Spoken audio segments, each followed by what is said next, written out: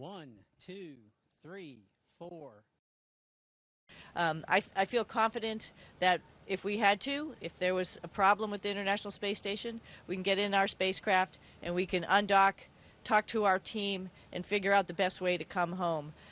Yeah, like I said, we've practiced a lot, so I have a feeling, I have a real good feeling in my heart that the spacecraft will bring us home, no problem. 5, 6, 7, 8, 9, 10.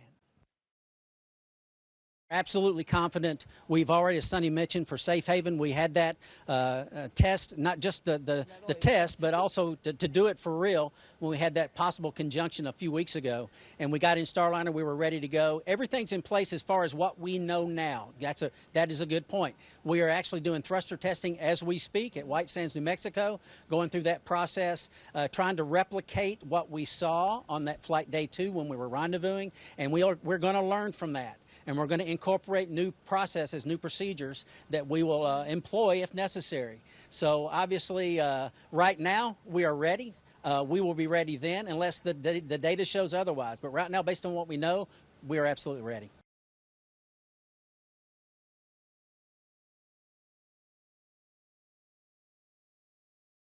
Our event. Thank you to all participants. Station, we are now resuming operational audio communications. It feels good to float around. It feels good to be in space and work up here with the International Space Station team. So, yeah, it's great to be up here. So I'm not complaining. Butch isn't complaining that we're here for a couple weeks, extra weeks.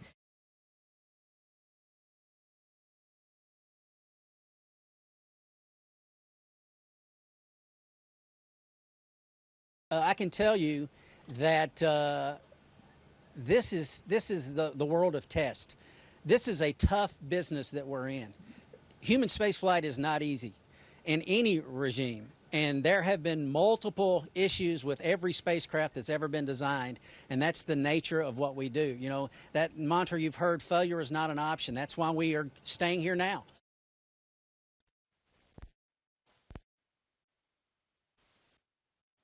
It was truly amazing, the precision that this spacecraft held. And then we got into day 2, the start of day 2, it was the same starting off. And then we did have some failures, as we're all aware. We had lost an RCS jet, and then we lost another one. And then you could tell the thrust, the control, the capability was degraded. The handling qualities were not the same. But thankfully, we had practiced and we had gotten certified for manual control.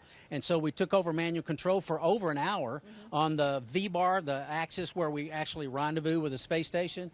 And for over an hour while the teams on the ground did their troubleshooting. And we got a couple of jets back. And then from that point on, you could tell that the thrust was degraded. At the time, we didn't know why. Obviously, since the failures had just happened, you could tell it was degraded. But it was still impressive.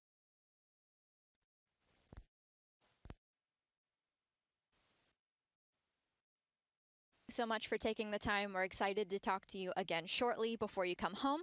Have a great rest of your mission.